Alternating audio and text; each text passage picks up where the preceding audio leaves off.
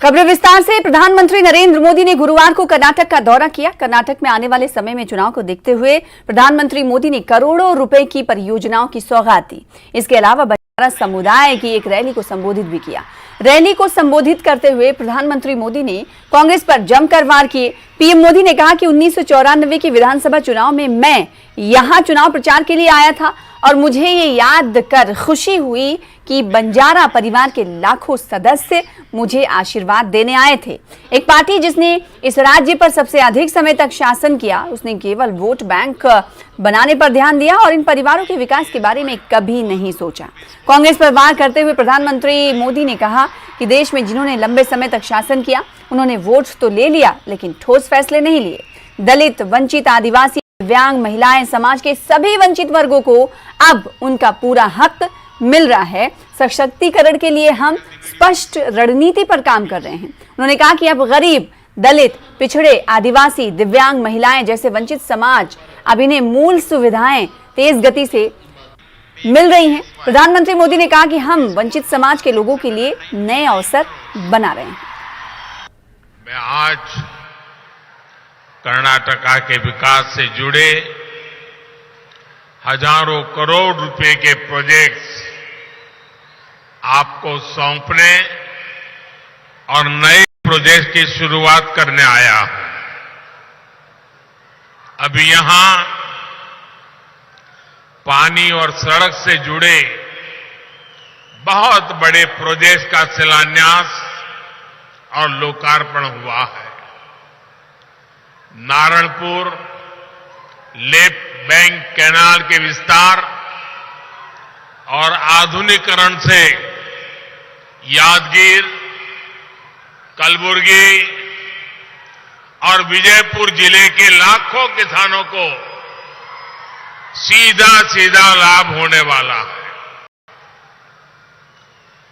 Yadgir village multi water supply scheme से भी जिले के लाखों परिवारों को पीने का साफ पानी मिलने वाला है। सूरत चेन्नई इकोनॉमिक कॉरिडोर का जो हिस्सा कर्नाटका में पड़ता है, उस पर भी आज काम शुरू हुआ है।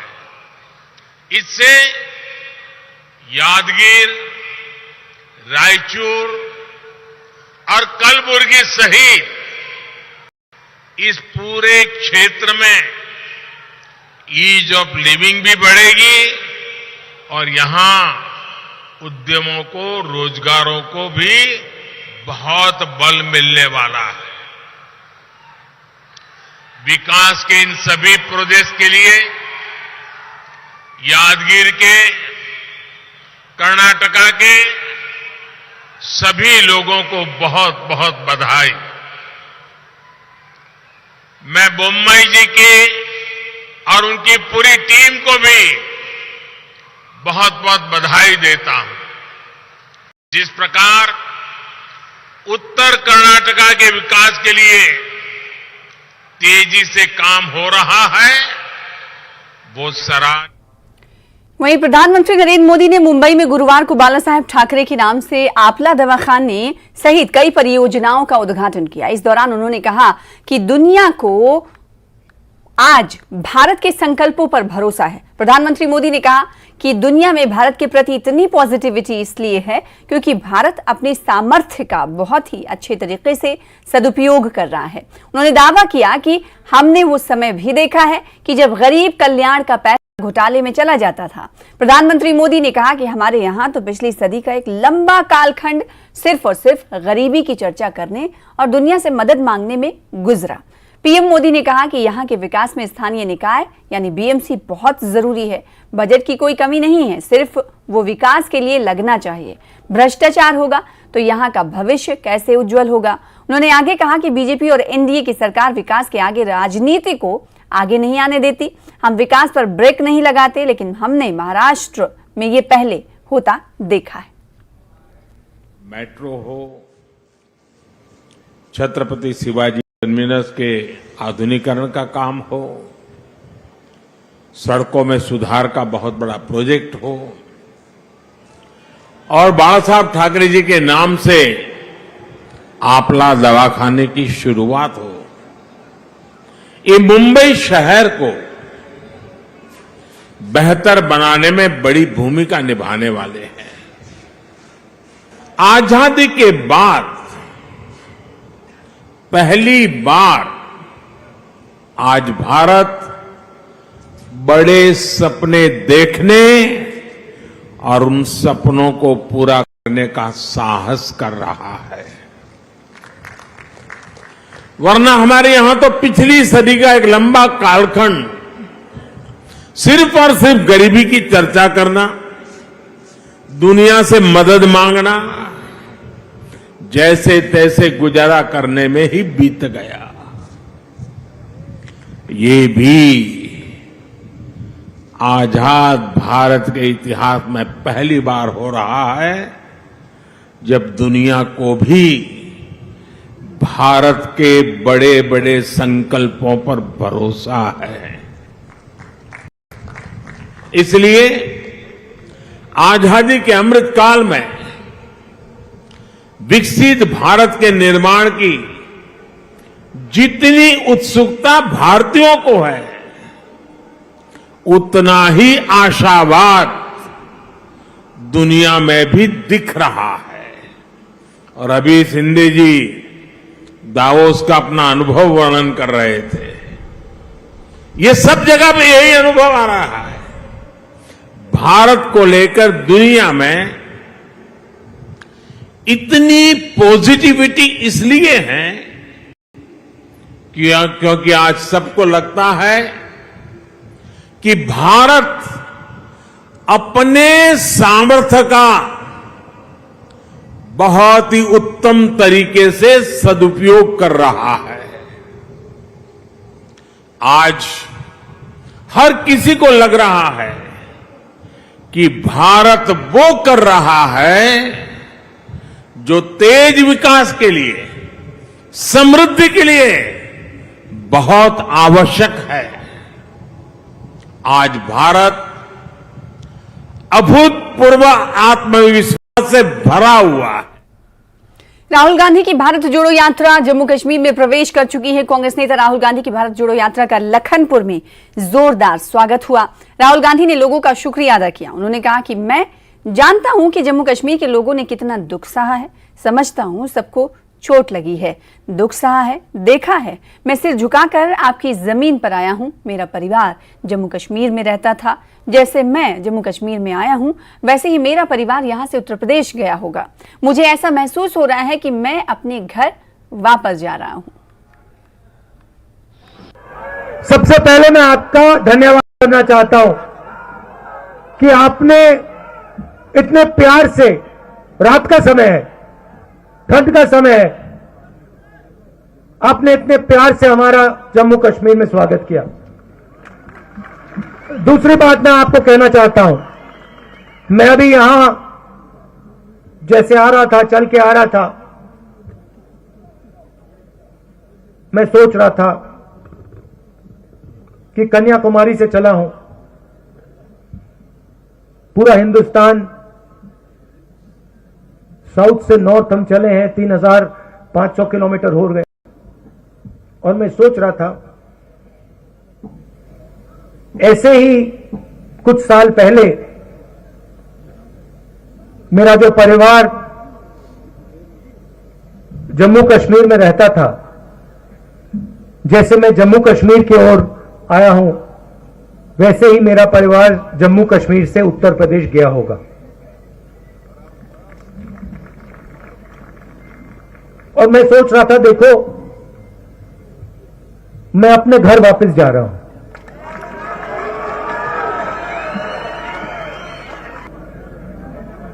तीन 3,800 किलोमीटर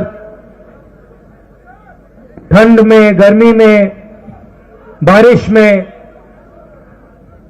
मगर यह सफर मुश्किल नहीं था, काफी आसान था। सुबह 6 बजे उठते थे, 6-7 घंटे चलते थे, शाम को बिल्कुल थकान नहीं होती थी। कि थकान इसलिए नहीं हो रही है क्योंकि हिंदुस्तान के आम नागरिक की पूरी शक्ति इस यात्रा को पीछे से कन्याकुमारी से कश्मीर की ओर धकेल रही है। रेस्टोरेंट का मालिक, ढाबे का मालिक कहता है हम आपसे पैसे नहीं लेंगे, हमें आपका पैसा नहीं चाहिए, हमें आपका पैसा नहीं चाहिए। और जब हमारे यात्री पूछते हैं क्यों नहीं चाहिए, तो कहते हैं आप भारत को जोड़ने निकले हो, आप नफरत के बाजार में मोहब्बत की दुकान खोल रहे हो। हिंदुस्तान के गरीब लोगों पर आक्रमण हो रहा है, युवाओं पर आक्रमण हो रहा है, छोटे व्यापारियों पर आक्रमण हो रहा है, किसानों पर आक्रमण हो रहा है, और पूरा का पूरा फायदा 2-3 अरबपतियों को। आपके लिए बेरोजगारी, महंगाई, जीएसटी, नोटबंदी, उनके लिए आपका धन, आपके खून, आपके पसीने की, आपकी मेहनत का फल उनके हाथों में। आगे बढ़ेंगे। देश को मेडल दिलाने वाले खिलाड़ी दिल्ली में जंतर मंतर पर धरने पर बैठे हैं। उनके मन में कुश्ती महासंघ को लेकर कई सवाल हैं, नाराजगी है और जुबान पर आरोपी की लंबी लिस्ट है आरोपों की। उन्होंने महासंघ के अध्यक्ष बृजभूषण शरण सिंह पर कई गंभीर आरोप लगाए हैं, लेकिन सबसे संगीन यौन शोषण का आरोप है। हालांकि महासंघ के अध्यक्ष इन सारे आरोपों से इनकार कर रहे हैं। भारत की स्टार महिला पहलवान विनेश फोगाट ने केंद्रीय खेल मंत्रालय से बातचीत के बाद बड़ा बयान दिया। विनेश ने इस बैठक के बाद मीडिया से बातचीत करते हुए कहा कि हमारी लड़ाई सरकार या सरकार के लोगों से नहीं है, हमारी लड़ाई सिर्फ एक इंसान से है। हम यहाँ डटे रहेंगे, हम यहां से तब तक नहीं जाएंगे जब तक हमें न्याय नहीं मिल जाता। विनेश फोगाट ने मीडिया से बातचीत में कहा कि हम अपनी पहलवानी छोड़कर आ सकते हैं, अध्यक्ष जी अपना पद नहीं छोड़ सकते। देश का यही रेसलिंग फेडरेशन जो आपके सामने बैठा है और कोई फेडरेशन नहीं है। जब तक हमें न्याय नहीं मिल जाता धरना जारी रहेगा। विनेश फोगाट ने यह भी कहा कि हमारी जान को भी खतरा है। इन सबके बीच खिलाड़ियों और महासंघ की लड़ाई में अब हरियाणा की खाप पंचायतें भी कूद पड़ी हैं। खिलाड़ियों के समर्थन में हरियाणा की खाप पंचायतें दिल्ली कूच की तैयारी कर रही हैं। खापों ने सरकार को सीधे रूप से चुनौती दी है कि कुश्ती महासंघ के अध्यक्ष पर एफआईआर दर्ज हो और सरकार उनको तुरंत बर्खास्त करे। सिर्फ आश्वासन ही दिया गया है, ऐसा कोई ठोस हमें नहीं बताया गया कि हाँ हम कोई ठोस कदम लेंगे या कोई एक्शन लेंगे। बस आश्वासन दिया गया है, लेकिन उस आश्वासन से हम खुश नहीं हैं। हम जैसा कि बजरंग ने बताया, हम पूरी रेसलिंग फेडरेशन को भंग करवाना चाहते हैं और जितनी भी स्टेट्स हैं वहां भी सबकी फेडरेशन मतलब रेसलिंग फेडरेशन जो है वो भंग होनी चाहिए। एक नई शुरुआत होनी चाहिए, एक फ्रेश स्टार्ट होनी चाहिए, क्योंकि हर जगह उनके इंसान फैले हुए हैं। जैसा कि विनेश ने बताया, हर स्टेट में फैले हुए हैं। केरला से लड़कियों के फोन आ रहे हैं, महाराष्ट्र से लड़कियों के फोन आ रहे हैं, वो खुद पीड़िता रही हैं, उनके साथ वो खुद शोषण का शिकार रही हैं। तो आप समझ सकते हो कि हर स्टेट में फैले हुए हैं। जो रेसलिंग का जो हब है वो यहाँ बैठा है, जो रेसलिंग की करीम है वो यहाँ बैठी है, वो अपने फ्यूचर के लिए लड़ रही है यहाँ पे आगे।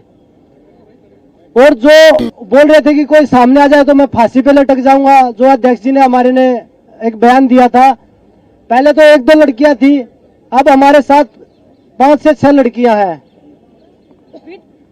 विद प्रूफ है। तो ऐसी चीज नहीं कि हम झूठ बोल रहे हैं या कोई ऐसा ही। अगर सुनवाई नहीं होगी तो हम पुलिस का सहारा भी लेंगे, केस का सहारा भी लेंगे, केस करके हम आगे बढ़ेंगे। हमारा मकसद यही है, हमारी कुश्ती को दोबारा से जीवित करवाना है। वहीं फिर से हम देश के प्रधानमंत्री जी से उम्मीद कर रहे हैं कि हमें इतना मजबूर ना किया जाए, इस देश की हिंदुस्तान की बेटियों को, इन खिलाड़ियों को इतना मजबूर ना किया जाए कि हमें ये काला दिन देखना पड़े खिलाड़ियों के लिए। ये कुश्ती की लड़कियां नहीं है सिर्फ, ये हिंदुस्तान की बेटियां हैं। और हिंदुस्तान में बेटियों को माता लक्ष्मी, माँ दुर्गा के नाम से पुकारा जाता है, हम पूजा करते हैं, उसी वंशज का हम एक हिस्सा है जो हम आप सबके बीच में बैठी हैं। आप लोग हमारा साथ देने के लिए आए हो, इतनी दूर से आप लोग आए हो, कुश्ती के हक के लिए आज हम लड़ाई लड़ रहे हैं। बात उनके इस्तीफे का नहीं हो रही है। इस्तीफा तो हम उनका लेके ही रहेंगे। इस्तीफा मिले अगर हमें और ज्यादा उकसाया गया तो हम उनको जेल में भी डलवाएंगे। हम चाहते हैं कि उनका इस्तीफा लीजिए और उन पे कार्रवाई की जाए। इस्तीफा नहीं, फेडरेशन को भंग किया जाए। इस्तीफा लेके तो वो अपने लोगों को ही बिठाएंगे। हम इस्तीफा ना चाहते हुए फेडरेशन को भंग करना चाहते हैं, क्योंकि जो स्टेट की जो संघ है, कुश्ती संघ है जो स्टेटों के हैं, उनमें भी सभी उन्हीं के लोग बैठे हैं जो उन्हीं के इशारे पे काम करते हैं। तो हम इस्तीफा नहीं चाहते, हम फेडरेशन को भंग करना चाहते हैं। हमारी यही मांग है ना। अगर देश का, हिंदुस्तान के जो ओलंपिक मेडलिस्ट हैं, वर्ल्ड मेडलिस्ट हैं, अगर वो बोल रहे हैं कुछ हुआ है तो उस बात में आप संकोच मत कीजिए और ना उस पर संदेह कीजिए। हम निसंदेह बोल रहे हैं कि हमारे साथ कुछ गलत हुआ और बहुत गलत हुआ है। लड़कियों के साथ गलत हुआ है और मैं आंखों में आंखें डाल के, आप अध्यक्ष जी को मेरे सामने लेके आइए। अगर वो 2 मिनट मेरे सामने बैठ जाएं तो मैं हिंदुस्तान की हर जनता को चैलेंज करती हूँ, उनको मेरे सामने 2 मिनट बिठा दीजिए और वो आंखों में आंखें डाल के बोल दीजिए कि हमने कुछ गलत नहीं किया है। वहीं पहलवानों के धरने पर खेल मंत्री अनुराग ठाकुर ने चुप्पी तोड़ी है। मंत्री अनुराग ठाकुर ने कहा कि खिलाड़ियों के आरोप गंभीर हैं। मैं निश्चित तौर पर अपना कार्यक्रम बाकी छोड़ के वापस दिल्ली जा रहा हूं। मैं उनसे मिलूंगा भी और बातचीत भी करेंगे, सुनेंगे भी। और मैं यही कह सकता हूं, खिलाड़ियों के हितों के लिए और खेल के हित के लिए पहले भी सरकार ने लगातार कदम उठाए हैं। अब भी सरकार ने कहीं कोई संकोच नहीं किया। तुरंत कार्रवाई करते हुए हमने नोटिस भी दिया था, जवाब भी मांगा 72 घंटे में। कैंप को भी पोस्टपोन कर दिया है और भी आगे जो कदम उठाने पड़ेंगे वो भी उठाएंगे और खिलाड़ियों से मिलकर पूरी जानकारी भी प्राप्त करेंगे। फिलहाल इसी के साथ रुकेंगे छोटे से ब्रेक के लिए। कुछ और खबरों के साथ जल्द लौटेंगे। ब्रेक के बाद एक बार फिर से आपका स्वागत करते हैं। खबर बिहार से है। जेडीयू नेता गुलाम रसूल बलियावी ने हजारीबाग की एक रैली कहा कि कानून की चाहे जितनी मोटी किताबें बनवा लो, मेरा कानून मेरा रसूल है। नीतीश कुमार की पार्टी जेडीयू के नेता और पूर्व एमएलसी गुलाम रसूल बलियावी ने मुसलमानों की सुरक्षा के लिए सेफ्टी एक्ट की मांग कर दी है। जेडीयू नेता ने नाम लिए बिना बीजेपी से निष्कासित नेता नुपुर शर्मा पर निशाना साधते हुए धमकी दी कि वो शहरों को करबला बना देंगे। जेडीयू लीडर ने आरोप लगाया कि खुद को सेकुलर बताने वाली किसी पार्टी ने नुपुर शर्मा की गिरफ्तारी की मांग क्यों नहीं की। बलियावी तो कहता है मुझे जितनी गालियां देनी हो दे लो, लेकिन मेरे आका की इज्जत को हाथ डालोगे ना। अगर मेरे आका की इज्जत को हाथ डालोगे तो अभी तो हम करबला मैदान में इकट्ठा हुए हैं, उनकी इज्जत के लिए हम शहरों को भी करबला बना देंगे। जेडीयू नेता गुलाम रसूल बलियावी के बयान पर सियासत भी बेहद गर्म हो रही है। बीजेपी ने इसे सांप्रदायिक बयान करार देते हुए नीतीश सरकार पर निशाना साधा है, तो वहीं जेडीयू और कांग्रेस ने मामले पर संभलकर जवाब दिया है। बिहार के मुख्यमंत्री नीतीश कुमार जी का तो रामचरितमानस पर मुंह खुल नहीं रहा है, लेकिन उनके पार्टी के नेता लोग नया नया तरह का बयान दे रहे। अरे सभी धर्मों का सम्मान हो और रामचरितमानस को इस तरह अपमानित करेगी जनता दल यू की सरकार, ये कभी हम लोगों ने सोचा नहीं था। नहीं, अत्यंत दुर्भाग्यपूर्ण है जो बयान उस तरह का दे रहे हैं, वो लगता है कि सांप्रदायिक है। भाजपा और आरएसएस के लोग अलग अलग राजनीतिक दलों में बैठे हुए हैं और वो समय समय पर कम्युनल पोलराइजेशन के लिए ऊटपटांग बातें बोलते रहते हैं। देश का आम मुसलमान अब इनका असली चेहरा पहचान चुका है। आप देश के आम मुसलमान से पूछिए, क्या वो कभी चाहेगा कि उनका ये मुल्क, उनकी ये जमीन करबला का मैदान बन जाए? वो नहीं चाहते हैं। वो सुकून चाहते हैं, शांति चाहते हैं, तरक्की चाहते हैं, मुल्क की खुशहाली चाहते हैं। इसलिए इन सब नेताओं के बयानों को नोटिस नहीं लेना चाहिए, ध्यान नहीं देना चाहिए। राजनेता को कोई धर्म पर बोलने का, वो धर्म गुरु कोई बोलते हैं तो अच्छा है। राजनेता को विकास पर और क्षेत्र के समस्याओं पर, उस पर कोई रखने का अधिकार होता है और रखना चाहिए। और हमारे जानते हैं कि हमारी पार्टी जो है, हमारे पार्टी के सर्वमान्यता माननीय मुख्यमंत्री नीतीश कुमार जी जो न्याय के साथ वैश्विक विकास की जो नींव खड़ा की है उस पर ही काम हो रही है। और हमारे पार्टी समाज के हर वर्ग के लिए और हर धर्म का सम्मान करती है और सबको लेकर चलती है। गुजरात दंगों पर बीबीसी की डॉक्यूमेंट्री को लेकर भारत सरकार ने तीखी प्रतिक्रिया दी है। विदेश मंत्रालय ने गुरुवार को कहा कि भारत में ये डॉक्यूमेंट्री नहीं दिखाई जा सकती। ये डॉक्यूमेंट्री बीबीसी पर प्रसारित की गई है। विदेश मंत्रालय के प्रवक्ता अरिंदम बागची ने एक प्रेस कॉन्फ्रेंस में कहा कि हम यही कहेंगे कि ये भारत के खिलाफ एक खास किस्म का दुष्प्रचार का नैरेटिव चलाने की कोशिश है। ये देख नहीं सकते, रिव्यू नहीं कर सकते इसको। ये बीबीसी 2 में वहीं पे आ रही है, पर हमारी ओर से ये प्रोपागेंडा पीस है और सिर्फ इसका एक कोई डिस्क्रेडिटेड नैरेटिव जो कह रहा था उसी को बढ़ाने के लिए एक एफर्ट है। इसमें एक बायस जिसे कहते हैं और एक कंटिन्यूइंग कॉलोनियल माइंडसेट है और इसमें बिल्कुल ऑब्जेक्टिविटी नहीं है, स्पष्ट रूप से दिखाई देती है आप अगर उसको देखें। सिर्फ ये कहना चाहूंगा, दिखता है कि इन्होंने जिस ऑर्गेनाइजेशन और इंडिविजुअल्स इसमें जुड़े हुए हैं इस क्लियरली कोई एक इसी नैरेटिव को बढ़ा रहे और इस नैरेटिव से, इस स्टोरी से उसी का उन्हीं के ऊपर रिफ्लेक्शन है कि किस तरह के ऑर्गेनाइजेशन या इंडिविजुअल है ये। और इससे हमें ये लगता है और ये प्रश्न आता है कि इस एक्सरसाइज का उद्देश्य क्या है और इसके पीछे क्या एजेंडा है। और फ्रैंकली जैसे मैंने कहा, हम इसके ऊपर कोई जवाब ऐसा नहीं देना चाहते ताकि इस प्रोग्राम या डॉक्यूमेंट्री को कोई डिग्निटी मिले, कोई अच्छी तरह इसको रिस्पॉन्स। सुप्रीम कोर्ट ने लखीमपुर खीरी हिंसा मामले में आरोपी आशीष मिश्रा की जमानत याचिका पर सुनवाई करते हुए कहा कि किसी आरोपी को अनिश्चित काल के लिए जेल में नहीं रखा जाना चाहिए जब तक कि वो दोषी साबित न हो जाए। बता दें कि आशीष मिश्रा केंद्रीय मंत्री अजय मिश्रा टेनी का बेटा है, उसे जेल हुई थी। वहीं इस मामले में आई एक याचिका पर सुप्रीम कोर्ट ने कहा कि सबसे ज्यादा पीड़ित वे किसान हैं जो जेल में बंद हैं। सुप्रीम कोर्ट में जस्टिस सूर्यकांत और जस्टिस जेके माहेश्वरी की पीठ ने जमानत याचिका पर फैसला सुरक्षित रखते हुए कहा कि ये मामला सभी पक्षों के अधिकारों में संतुलन बनाने का है। गौरतलब है कि अक्टूबर 2021 को लखीमपुर खीरी के तिकोनिया में हुई हिंसा में 8 लोग मारे गए थे, जिसमें किसान भी थे।